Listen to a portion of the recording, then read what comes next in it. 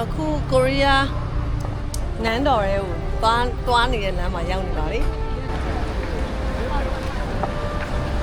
ခုကနန်းတော်ရဲ့ဘေးပေါက်မှာရောက်နေတာပါနန်းတော်ရဲ့အရှိကိုသွားနေပါပြီ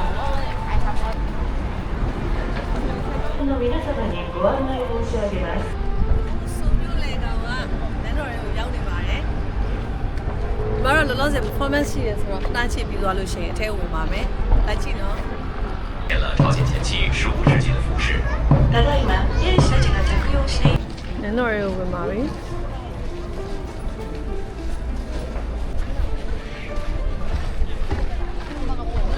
ထဲကိုရောက်လာလေပို့ပြီးလှတဲ့ view ကိုမြင်ရနေပါပဲသူတော်တော်များများကတော့နန်းနန်းသူနန်းနန်းသားတွေကိုဝတ်စားပြီးတော့သွားလာနေကြပါတယ်ဆိုးရောက်ရင်ဒီနန်းတော်ကြီးကိုမဖြစ်မနေလာရောက်ဖို့အတွက်တော့100% recommended ပါလာလဲကြပါနော်